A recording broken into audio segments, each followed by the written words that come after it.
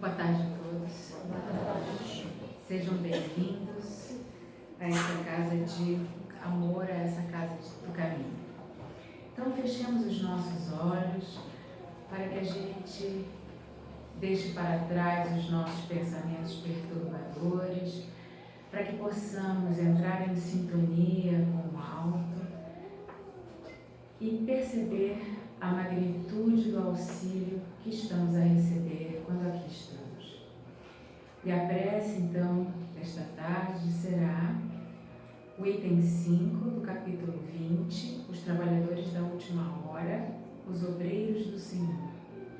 Aproxima-se o tempo em que se cumprirão as coisas anunciadas para a transformação da humanidade. Ditosos serão os que houverem trabalhado no campo do Senhor com desinteresse e sem outro móvel senão a caridade.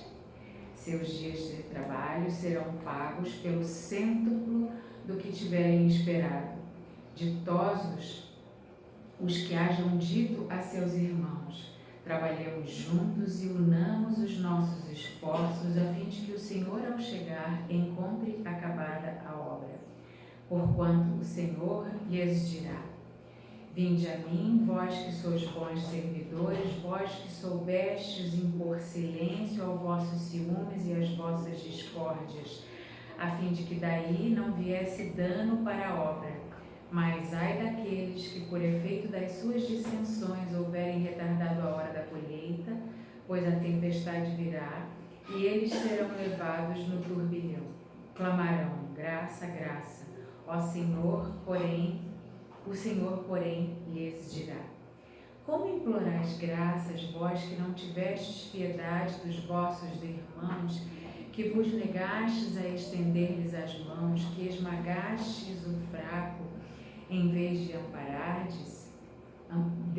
amparardes? Como suplicais graças, vós que buscastes a vossa recompensa nos gozos da terra, na satisfação do vosso orgulho? Já recebestes a vossa recompensa tal qual a quisestes. Nada mais vos cabe pedir. As recompensas celestes são para os que não tenham buscado as recompensas da terra. Deus procede nesse momento ao censo dos seus servidores fiéis e já marcou com o dedo aquele cujo devotamento é apenas aparente, a fim de que não usurpem o salário dos servidores animosos, pois aos que não recuarem diante de suas tarefas é que ele vai confiar os postos mais difíceis na grande obra da regeneração pelo Espiritismo. Cumprir-se-ão estas palavras: os primeiros serão os últimos e os últimos serão os primeiros no reino dos céus. Espírito de Verdade, Paris, 1862. Que assim seja. Que assim seja. O tema da tarde de hoje é uma reflexão, então, sobre este capítulo do Evangelho, os trabalhadores da última hora. E nessa parábola, Jesus, que explicava no formato de parábolas, conta que um senhor tinha uma colheita a ser feita, um trabalho a ser feito, e ele contrata trabalhadores e combina que o salário do dia seria 1 denário. Nesse meio tempo vão chegando outros trabalhadores e ele combina 1 denário. E eis que chega um trabalhador que já chegou quase no final do dia para trabalhar, e na hora do pagamento esse senhor paga 1 denário também. Aquele que começou bem cedo vai reclamar para o dono da propriedade que ele tinha trabalhado mais e que ele queria mais denários. E esse senhor então explica que a combinação que ele tinha feito era de 1 dinheiro, 1 denário. E que aquele que chegou na última hora fez a sua tarefa com maestria, fez adequadamente a tarefa, também merecia 1 denário, assim como ele havia combinado. E aí ele diz para aquela pessoa que reclamou, né? Vós estáis a reclamar da minha bondade, daquilo que eu acho justo pagar, né? Então, essa parábola é exatamente sobre aqueles que trabalham com fervor, aqueles que trabalham com amor no que fazem mesmo que cheguem no final da jornada. E a comparação disso é que ao longo da existência do homem, nós fomos aprendendo, errando, aprendendo, vieram os progressos, a ciência, os conhecimentos e nos tornaram mais experientes. E aí, lá no final do século XIX, a gente teve a codificação da doutrina dos espíritos que nos esclareceu acerca de muitas coisas que nos atrapalhavam a caminhada. Então, nessa parábola, Jesus quis dizer que, ao longo do caminho, aqueles que aproveitaram os conhecimentos daqueles que vinham trabalhando ainda sem muita informação e que transformaram o local, o mundo, em melhores condições para esses trabalhadores chegarem com mais recursos para executar as tarefas. Somos trabalhadores da última hora, que vão receber essa benesse de já ter todo esse caminho, como se toda a lavoura já fosse trabalhada e só colher os frutos da semente. E aí, com esse tema falando sobre o espiritismo, nós vamos entender qual é a contribuição que o espiritismo nos dá para o nosso progresso nessa caminhada chamada encarnação. Então, o que é o progresso, né? Para a gente poder, mas o progresso, será que é aquilo que está escrito na bandeira? Né? Então, é o ato ou efeito de marchar, de ir adiante, de progredir, de melhorar. É um conjunto de mudanças ocorridas ao curso do tempo, na evolução, é um avanço, é uma melhoria. Se a gente for, eu que sou jovem há mais tempo, né? A gente tem pessoas aqui que são jovens, são clássicos, são mais jovens, têm mais experiências ainda do que eu. A gente vai ouvir histórias de pessoas, por exemplo, a minha mãe foi ter máquina de lavar quando eu já era meio grandinha. Eu não consigo me imaginar sem máquina de lavar. Isso é um progresso. Eu lembro quando foi instalado o telefone fixo na minha casa. E hoje a gente não admite, nem consegue imaginar viver sem telefone. Quantas pessoas foram reticentes em usar o micro-ondas ou o celular com medo da radiação? E hoje o micro-ondas e o celular são ferramentas que fazem parte desse item do progresso, que colaborou para que a nossa vida no mundo material, a gente tivesse mais oportunidades de adquirir conhecimento, de adquirir mais tempo para poder estar aqui na casa espírita, para poder estudar, para poder se melhorar. E aí, Joana de Ângeles diz assim: é o agente do engrandecimento que tudo e que todos experimentam. Por quê? Porque o progresso é uma lei de Deus.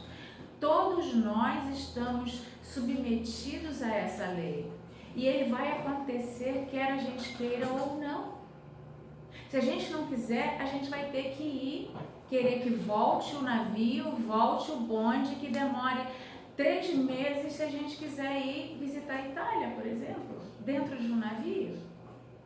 Hoje, o avião faz parte desse progresso. Sob o impositivo das leis sábias da evolução, de que ser algum poderá se eximir. Presente em todo lugar, impõe-se pela força que se reveste, terminando por comandar com eficiência o carro da vida. É como o amanhecer, mesmo demorando aparentemente, culmina por lograr êxito. É como o sol que está escondido atrás das nuvens num dia nublado. Mas experimentem ir lá, roçar a grama, sem botar um chapéu, sem colocar o protetor solar, se a gente não vai levar uma bela queimadura achando que o sol não está ali. Ele está ali, a gente só não está vendo. Assim são as leis de Deus, que a gente precisa saber que existem e é sabedoria segui-las.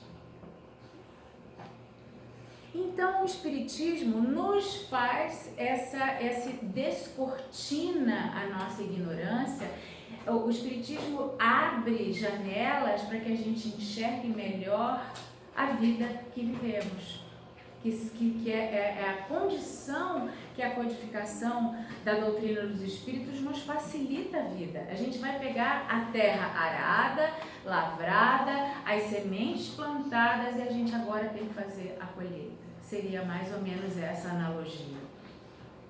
O Espiritismo nos explica quem somos, o que a gente está fazendo aqui. Nós somos irmãos de Jesus, filhos do mesmo Pai. Estamos aqui com uma meta e uma missão que nós escolhemos.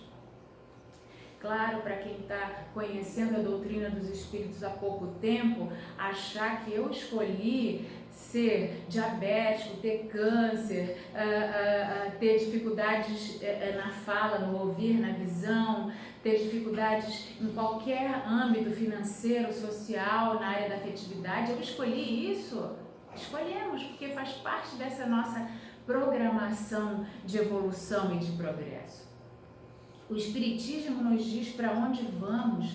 Nós estamos indo na direção da felicidade, do futuro, de mundos melhores a partir do momento em que nós nos melhoramos como espíritos, a partir do momento que nós fazemos dentro de nós modificações, a partir do momento que a doutrina dos Espíritos nos ajuda a gente a se olhar no espelho e se enxergar. Eu ainda sou um pouco avarenta, eu ainda sou um pouco egoísta, eu ainda sou muito ciumento, eu ainda sou muito destemperado, eu preciso me melhorar. E a gente vai também reconhecer, olhando para a nossa vida, os recursos que Deus nos deu para que esses defeitos nossos a gente fosse melhorando. O Espiritismo nos ensina que reforma a gente pode fazer intimamente. Então a gente chega aqui com angústias, a gente faz um atendimento fraterno, assiste uma exposição doutrinária, é como se as coisas passassem a ser muito mais claras, é como se eu lavasse o óculos que estava embaçado, eu passo a enxergar a vida de outra forma. A primeira vez que eu sentei no banco dessa casa espírita para assistir uma palestra, eu fiquei impressionada, porque eu achava que alguém tinha ido lá no ouvido do palestrante e contar a minha vida, porque todas as palavras que o expositor falou aqui na frente, era a primeira vez que eu entrava aqui, era tudo para mim, absolutamente tudo para mim. E aí a gente começa a enxergar com mais clareza as coisas que acontecem na nossa vida e que a gente precisa melhorar. Então o Espiritismo, ele promove transformações, é o libertador das nossas consciências, das dores dos nossos corações. A gente consegue se enxergar imperfeito e querer se melhorar para colher as consequências dessa melhoria interior. Então, quando o Espiritismo promove esse progresso moral dentro de nós, a gente vai entender, então, por exemplo, que o progresso material, ele caminha muito mais rápido. Então, a velocidade com que a ciência descobre coisas, que inventam motores mais rápidos, que inventam vacinas, que inventam aparelhos, né? Outro dia um amigo meu disse assim, sabia que em tal lugar tem um mercado, estão programando o mercado, que a gente entra com um carrinho e a gente vai colocando as compras dentro do carrinho, tem leitores neste carrinho e eles já está passando no nosso cartão de crédito. Quando a gente sai lá na porta, é só empacotar, não precisa de caixa, nada, porque já está na minha conta, já debitou. Isso é progresso. Claro que isso é mais perigoso, né? Porque pode ser que a gente veja que o cartão vai quase envermelhar, né? E aí, quando a gente vê assim que o progresso moral pode assegurar aos homens a felicidade na Terra, ele vai refrear as minhas más condutas, os meus vícios, os meus defeitos, e isso vai fazer com que a vida entre nós seja mais harmônica. Isso está lá no livro A Gênese. E o progresso moral, a humanidade tem realizado incontestáveis progressos. A gente já chegou à Lua, a gente já fez aparelhos. Eu acho incrível, por exemplo, não sei se alguém aqui tem implantado, um aparelhinho que a gente implanta debaixo da pele, se eu sou diabético, e em vez de ter que ficar furando o dedo várias vezes ao dia, eu aproximo o celular e ele me diz quanto que está a glicose, se eu preciso aplicar mais ou menos insulina. Isso é progresso material. E aí essa nossa inteligência faz com que a gente tenha resultados que jamais a gente havia imaginado sob o ponto de vista das ciências, das artes e do bem-estar material. Agora resta que a gente realize esse progresso moral para que a caridade, a fraternidade, a solidariedade faça com que a gente conviva melhor, para que a gente viva melhor. Então, essa solidariedade, a caridade, é a empatia que a gente tem que ter com todo mundo que está ao nosso lado, todo mundo que sofre. A empatia pode ser apenas um sorriso, porque a gente não sabe o que passa na cabeça daquela pessoa, não sabe que dores, que dificuldades ou até uma vontade de cometer suicídio. E aquele sorriso que a gente distribui como se fosse um passo da nossa caminhada, transforma. Um bom dia. A gente anda passando um pelo outro dentro do elevador, nas calçadas, nos prédios, nos ambientes de trabalho, sem se cumprimentar. Então, quando nós melhorarmos essa nossa convivência um com o outro, entendendo as dificuldades que o outro tem, compreendendo que aquele seu jeito de ser que não me agrada é o jeito dele evoluir e de estarmos matriculados na mesma escola chamada reencarnação, e que eu só enxergo a minha belezura, mas eu não enxergo quantos defeitos eu tenho e que os outros também não toleram, mas que precisamos conviver. Em algum momento nós vamos ser tão amigos que um vai dizer para o outro: olha, esse jeito de fazer talvez não seja muito legal, por causa disso, disso, disso. E a gente vai crescendo e subindo os degraus da evolução moral. E aí, lá na questão 799 do Livro dos Espíritos, Kardec pergunta para os espíritos superiores: de que maneira o Espiritismo pode contribuir para o nosso progresso? Destruindo o materialismo, preponderando a vida espiritual sobre a vida material, destruindo preconceitos de cor e credos, mostrando a grande solidariedade que deve unir todos os irmãos. Será ainda preciso que se passem muitas gerações para que isso aconteça, pois ainda temos traços de velhos hábitos para serem apagados. A cada geração, mais se dissipa o véu da ignorância que nos conduz ao erro. Mesmo que pareça estar regredindo, este recuo não é senão o prenúncio de uma nova etapa de ascensão. De início, o progresso leva tempo para ser assimilado, havendo até o aparecimento de resistências. E a gente vê que nós estamos num momento no planeta em que nós estamos tolerando menos as desigualdades.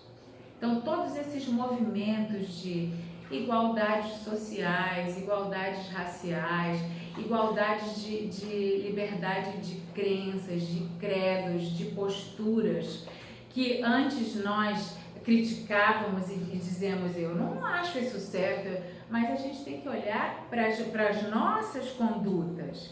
A maneira da gente melhorar o planeta não é apontando dedos. É claro que nós seremos desbravadores a ponto de não deixar ninguém espancar um animal, ninguém espancar um mendigo, ninguém queimar índio, espancar prostituta. Por quê? Porque esses comportamentos são contra as leis do progresso moral. E nós temos que, com o nosso saber a respeito disso, disseminar esse conhecimento do respeito, do amparo, da proteção, do estender a mão para aqueles mais necessitados, de participar de colaboradores quando a gente distribui presentes de Natal, cestas básicas, roupas na época do inverno, sopas para a quantidade, como a gente percebeu depois da pandemia, a quantidade de pessoas que estão morando na rua. Então, que nós possamos fazer parte dessa corrente, ser um elo da corrente das pessoas que auxiliam, que possamos disseminar o amor e a caridade, não para fazer isso interessadamente, para que a gente não esteja do outro lado, mas ser empático em ajudar aquele que está passando por este momento de dificuldade, seja na questão do sentimento, seja nas questões das doenças, mostrando que nós precisamos, já que temos o conhecimento dessa doutrina que tanto nos esclarece, que a gente precisa conquistar a paz através da prece, a resiliência, a resignação diante daquilo que Deus nos oferece. Transformando o homem moralmente. E aí, as questões que mais nos atrapalham nessa nossa caminhada para que mudemos o nosso eu imperfeito, o egoísmo, sem dúvida, é essa maior chaga, esse maior empecilho que nos atrapalha a caminhada e o progresso. Por quê? Porque o egoísmo, ele não vai deixar com que eu tire dos meus agasalhos que estão lá pendurados, tire da minha comida, eu vou deixar de fazer uma refeição hoje porque eu vou doar para aquela pessoa que necessita, porque ele está sem várias refeições, eu vou ficar só apenas sem uma. O egoísmo não nos deixa fazer isso, porque o eu sempre prevalece, o eu é sempre mais importante. Ele neutraliza as outras qualidades, a bondade, o amor, a justiça.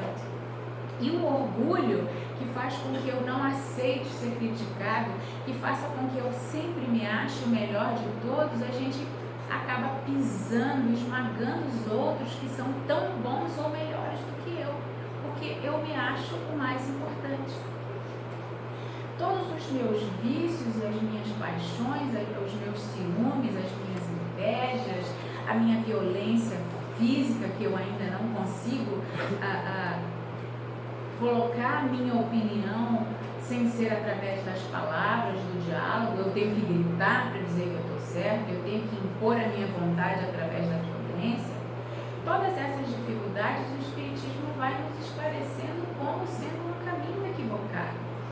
Um caminho que a minha semeadura vai gerar uma colheita de dor e de sofrimento, porque isso faz parte de uma lei da física, uma lei da natureza, que é a lei de causa e efeito.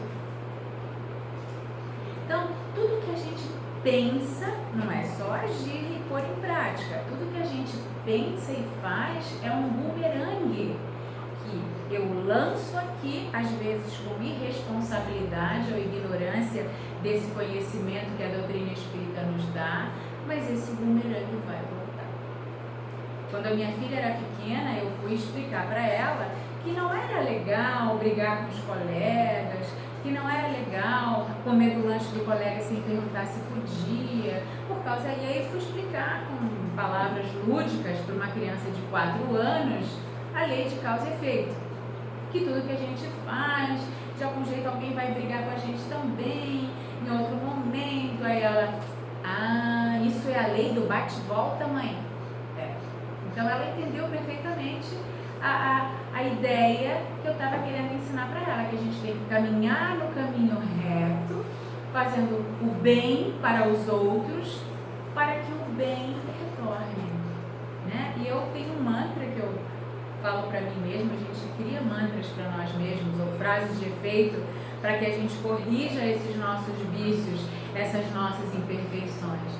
E eu converso comigo mesma, e quando eu estou muito, assim, irritada ou cansada, e eu fico falando para mim, a roda do bem traz o bem de volta, a roda do bem traz o bem de volta.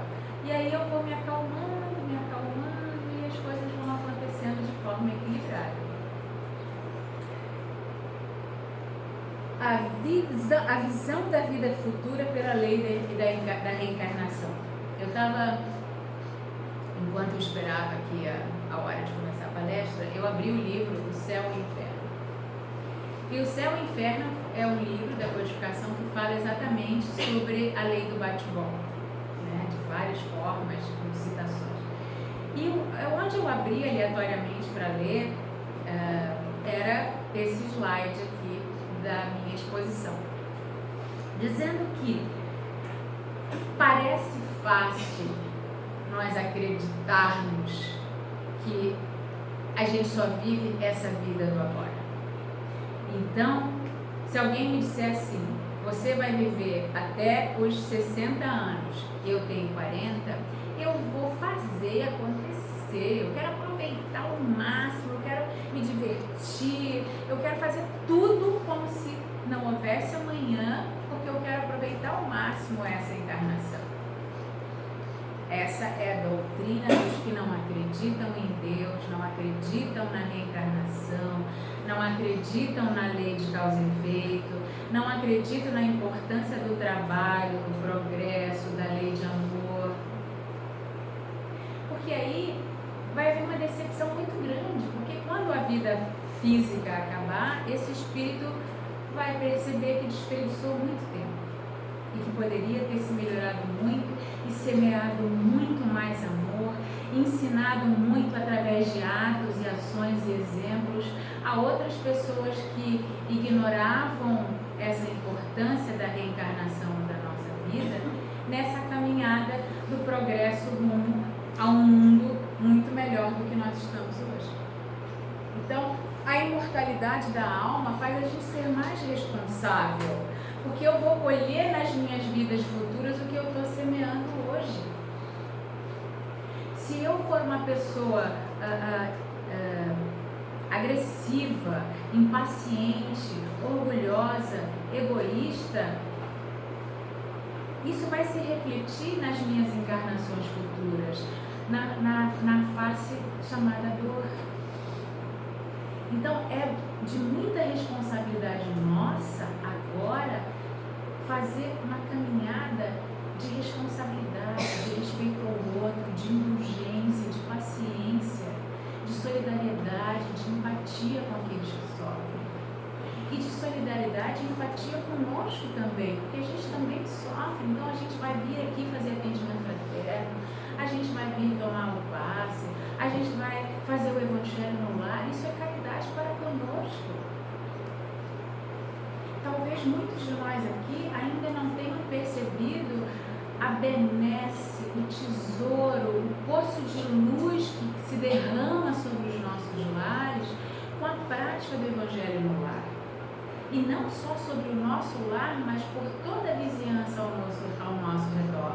Nós estamos sendo caridosos para com os moradores do nosso prédio, quando a gente faz o evangelho no lar na nossa casa, porque todos recebem essa luz. Ter a eternidade para promover transformações. Então eu tenho tempo para me melhorar. É claro que eu não vou ficar sentado esperando que essas transformações aconteçam. Eu preciso arregaçar as mangas e trabalhar. Eu preciso exercitar a bondade. Eu preciso exercitar o perdão. Eu preciso exercitar não falar mal da vida alheia. Eu preciso exercitar não comentar. Você sabe o que o fulaninho fez outro dia? Ficou sabendo? A gente precisa exercitar não fazer isso, porque isso é ruim e vai voltar na lei do bate-volta do entendimento da criança de 4 anos. Entendendo que a dor e o sofrimento não são perseguições, não é um castigo de Deus, são oportunidades de crescimento e melhoria que Deus nos oferece. Se eu sou impaciente, eu vou ter um filho serelepe e arteiro para repetir e repetir. Filhinho, não faz assim, e dá limite, repetir. Aí daqui a pouco a gente estoura, perdi a paciência. Não, você ainda não achou a paciência. Então, Deus vai nos dar sempre os recursos necessários para que a gente cresça e melhore. E aí Joana de Ângeles nos diz: diante da imortalidade da alma, o homem contempla o futuro eterno. Não tem pressa, porque sabe que tudo quanto não conseguir hoje, ele realizará amanhã. Eu já adiei para a próxima encarnação fazer aula de violão e aula de canto, porque não dá tempo nas 24 horas do meu dia. Eu acho que é melhor eu estudar Espiritismo e trabalhar e fazer bem o meu trabalho, porque não cabe hoje cuidar da família, vir no centro espírita, ainda fazer aula de violão e canto. Então eu vou deixar para, eu tenho a eternidade, eu vou deixar para a próxima encarnação. O Espiritismo é um desses movimentos que se destina não apenas à ciência, mas principalmente marcar a nova era na história da humanidade, pela revolução de pensamentos, mas principalmente o mais importante, nos ensinando, nos auxiliando a fazer como Jesus fez. É tanto que lá no Livro dos Espíritos, Kardec pergunta: qual é o modelo que nós poderíamos seguir para evoluirmos mais rápido? E os Espíritos respondem: mas vocês já tiveram isso, ele já veio, é Jesus, é o modelo que vocês têm que seguir. E com o seu Evangelho, e para isso a gente tem que conhecer o Evangelho de Jesus, a gente tem que ler, a gente tem que fazer curso de estudo do Evangelho, a gente tem que fazer o Evangelho lá para a gente saber tentar repetir o que Jesus fez.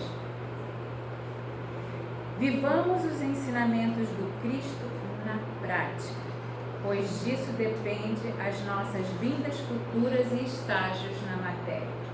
O Espiritismo dá à sociedade o impulso que dá a uns a resignação, a outros a dignidade interior e a todos a necessidade de se elevarem até o Criador, muito esquecido por nós, as suas criaturas. Então, possamos sempre agradecer a Deus por tudo. Ele é o nosso Pai. Como Pai, os pais amam seus filhos, os pais querem o melhor para eles. E Deus é esse Pai amoroso e bom, infinitamente justo e misericordioso, que nos dá tudo que a gente precisa. A gente só está acreditando um pouco nesse Pai. Não é um Pai que faz as nossas vontades birrentas, não. É um Pai que nos educa, nos orienta para que sejamos bons filhos e orientemos os outros filhos que eles nos confiam quando somos pais e mães. Então eu agradeço para que vocês escutem esse chiado carioquês, né? Mas que a gente possa então, com a presença agora dos médiuns na câmara aqui, na nossa sala de palestras, para que a gente possa, na sintonia dos nossos pensamentos, receber tudo aquilo que aqui viemos buscar: a harmonia, a serenidade, para a condução das nossas vidas neste mundo material. Pai de infinito amor e de infinita bondade, vós que tudo sabeis a nosso respeito, pois sois um Pai amoroso e bom.